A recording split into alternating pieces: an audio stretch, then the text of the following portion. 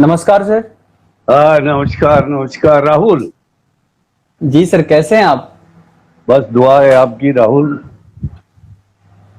ठीक है सर आप फिर। लॉकडाउन। जी जी। जी सर, हाँ, बताइए। नहीं नहीं आप बताइए। सब बढ़िया है सर, आप लोगों की दुआ सर। अरे ये लॉकडाउन में सर पूरा देश परेशान है सर। आशा करता हूँ आप शायद लॉकडाउन से खुश होंगे या दुखी होंगे, तो आपका जानना चाहता हूँ राय कि लॉकडाउन से आपको क्या परेशानी झेलनी पड़ी और फायदा क्या हुआ सर आपको।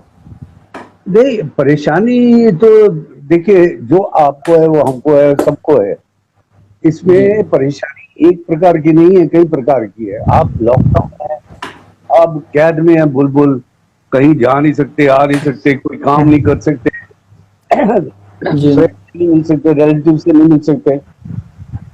तो यही एक छोटा मोटा सोर्स है जो हम लोग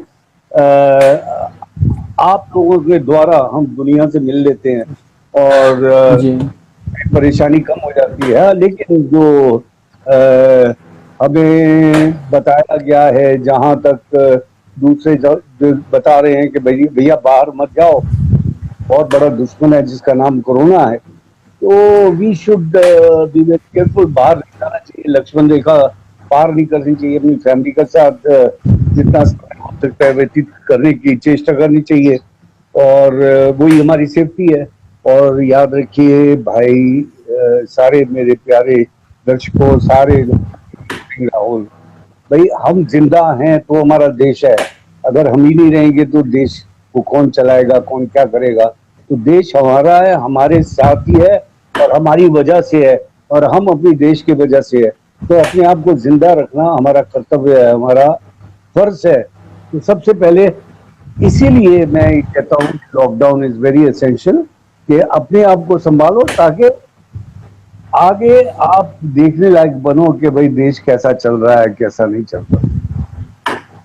सर, सबसे पहले तो मैं आपको बहुत बहुत शुभकामनाएं देना चाहता हूं सर। पूरा देश आपका शुक्रगुजार है कि महाभारत के रूप में इतनी बड़ी एक यादें आपने दिया, प्रस्तुति दिया कि जिस एक तरफ लॉकडाउन से पूरा देश परेशान है, दूसरी तरफ इतनी बड़ी यादगार पल जो आपने दिया हुआ है वो देख के खुश हैं। कैसा फील हो रहा है सर आपको? मैं सबको नमस्कार करता हूँ, नतमस्तक हूँ।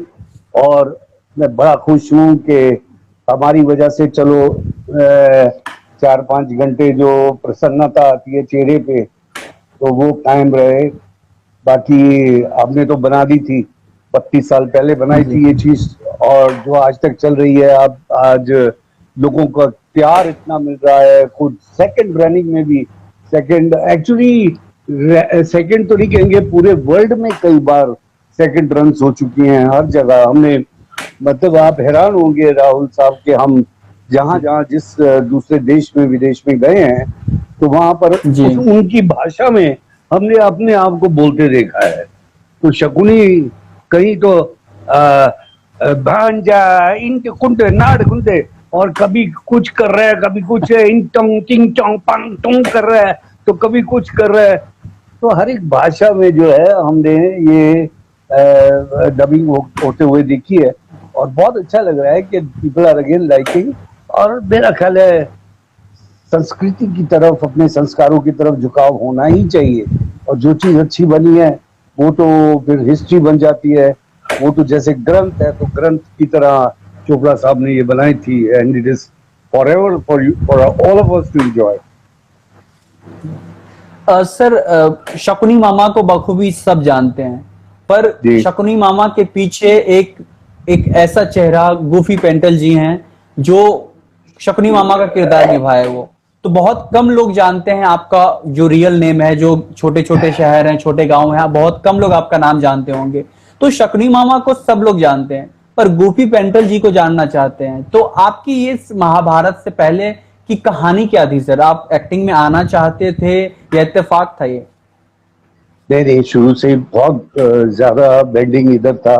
देखिए, मेरे पास दो जिंदगी में दो एम्बिशन थे। एम जिसे कहते हैं ना, दो एम्बिशन थे। एक तो ये था कि मैं जी फौजी बनूं, तो और दूसरा ये था कि मैं फिल्म में डायरेक्टर बनूं या एक्टर बनूं। और ये दोनों बड़ा पैशन था मेरे को। लेकिन उस वक्त हमारे प्रोग्रेस इतनी नहीं हुई थी कि बच्चों की उनके यहाँ बच्चों का जो है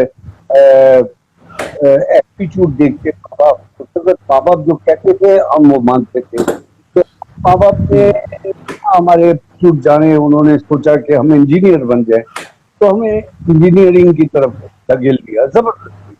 तो हम जब शेरपुर चले गए, वहां पर हमने मैकेनिकल इंजीनियरिंग, वहां पर इत्तेफाक ऐसा हुआ कि गवर्नमेंट ने एक फरमान निकाला कि जो भी यंगस्टर्स हैं और जो देश की सेवा करना चाहते हैं वो मेहरबानी करके आ जाइए और फौज में भर्ती हो जाइए।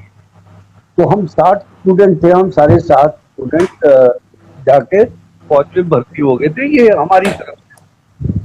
तो क्योंकि वहां पर कोई रोक टोक नहीं थी, हॉस्टल में रहते थे, माँ बाप थे नहीं जो हम उनका ऑर्डर तो टाल नहीं सकते, अगर वो कहते नहीं तो नहीं। तो हम चले गए और वहां पर हमने काफी मेहनत की, वहां पर डिसिप्लिन सीखा, वहां पर हमें लड़ने का इत्तेफाक भी हुआ, 2 युद्ध भी देखे, पहले चाइना 62 और उसके बाद 65 का पाकिस्तान वॉर, तो वो देखा। उसके बाद फिर वापस आए, क्योंकि वो 7 साल तक होता है। उसके बाद 8 साल जब गवर्नमेंट अगर सरकार चाहती है तो वो आपको ला सकती है, क्योंकि ये इमरजेंसी था, it was not a regular appointment as soldier. तो वहाँ हम आर्टिलरी मतलब तोपची जिसे कहते हैं, एंटी एयरक्राफ्ट गन जो चलाते हैं, तो उसमें से। तो वहाँ जब समाप्त हुआ युद्ध तो वापस आए हम, तो फिर हमने इंजीनियरिंग में खप गए। अब इंजीनियरिंग के वहां से इत्तेफाक ऐसा हुआ, because I was in Telco Tatas में, तो टाटा से टाटा बॉम्बे ट्रांसफर हो गई। अब जब बॉम्बे आए तो मेरी दूसरी जगह तो मिल गई थी, तो ऐसे लगा जैसे अपने मेरे सपने साकार हो। यहाँ पर हजारों की नौकरी छोड़ के इंजीनियरिंग की, फिर 200 रुपए महीने पर मैं असिस्टेंट डायरेक्टर बना।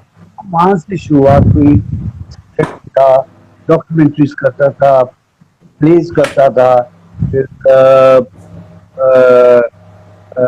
ये ड्रामाज नए नए शुरू हुए थे वो करता था, स्ट्रगल करके अगर कोई दिक्कत मिल गई तो डायरेक्टर लेता था, इस तरह करके एंड असिस्टेंट डायरेक्टर